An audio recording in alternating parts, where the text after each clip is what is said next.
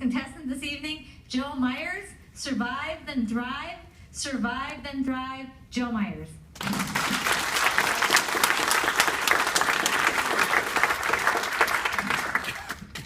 I was standing in the aisles of Babies R Us, and I was feeling a little overwhelmed. 80 different bottles, hundreds of different outfits, and 1,000 things on my wife's shopping list.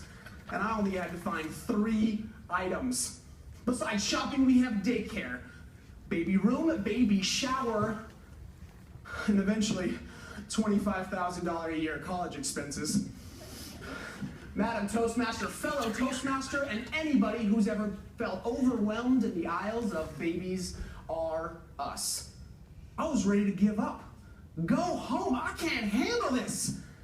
And then out of the corner of my eye, I saw Stuart Little Blanket. I was immediately swept back to the 3rd grade. I was sitting in my brown little wooden desk. My desk always squeaked when my legs shook. The familiar smell of Doritos and PB&J beckoned me to lunch in 30 minutes. 29 minutes and 59 seconds, to be exact. Next up, reading. Mrs. Longfellow was predictable. 2 kids, 2 lines each kid, starting from Wendy Smith and going down each row. I opened up my heavily used Stuart Little book and started practicing under my breath. Julianne was right in front of me. It was her turn. Perfect. Sweat dripping from my forehead, my face white as chalk. Joe, it's your turn. Stern but fair, Mrs. Longfellow was reminding me of my sentences. I could hear giggles, faint but piercing. I'm ready, Mrs. Longfellow.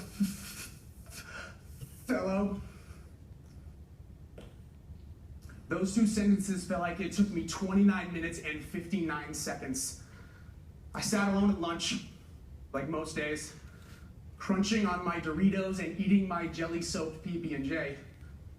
Because of my stutter, I gave up on friends. I gave up on reading, and consequently, I gave up on school.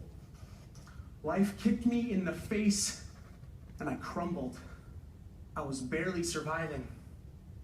Many years of sitting alone at lunch brought me to sitting alone outside my 9th grade dance. I was a little taller than Stuart Little. Brand new shoes on and a smile. Nice shoes, dork! Paul Sue was standing among his pack of dogs. He's bullied me for many years. It'll go away. It'll go away. Are you waiting for your mommy, dork? I wiped it off. I wiped it off. Then a mud ball struck my face. The stench of old water and dirty shoes dripped down my suit. Then another mud ball hit my face. I wiped it off. And then 6 of my classmates dragged me across the black pavement to a brick wall. A barrage of kicks, punches, and insults strike my body. I cover up in pain, and I almost gave up next to that brick wall. What felt like 29 minutes and 59 seconds finally ended. I told my mom I slipped down the stairs into a pole twice. Black eye, bloody nose, and ruined shoes. And then I remember what my grandpa told me. When life kicks you in the face, you gotta stand up, kick back, and get going. Survive, then thrive. Survive, then thrive. Biggest crossroad of my life. On one hand, I could crumble. On the other, I could stand up, kick back, and get going. Later that year, I found the gym.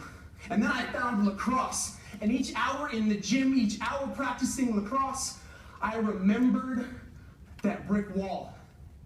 And it made me stronger. Next year, lacrosse tryouts. Joe, varsity. Paul and his dogs, they didn't make the team.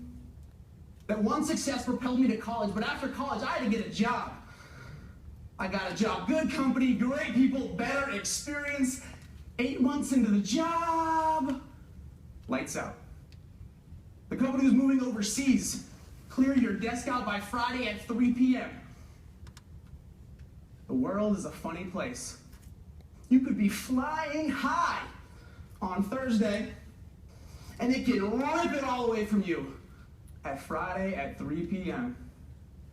In the meantime, for 8 months, I was dead broke. I slept on friends' couches, walked everywhere, saved pennies, cut coupons, and on more than one occasion, I woke up and I didn't know where my next meal was coming from. But every morning I woke up, I remember my grandpa, survive then thrive. That which does not kill us makes us stronger. Friedrich Nietzsche. Today I use those skills of cutting coupons and saving money to buy little tiny baby shoes. For half the price, of course. Standing in the aisles of Babies R Us, I was feeling a little overwhelmed. 1,000 things on my wife's shopping list. 6 hours later, I found my 3 items, and I survived that. My moment to thrive is when I hold my baby boy in my arms. Every day I stand on that crossroad. On one hand, I could crumble. On the other, I could stand up, kick back, and get going. Survive, then thrive. Survive, then thrive.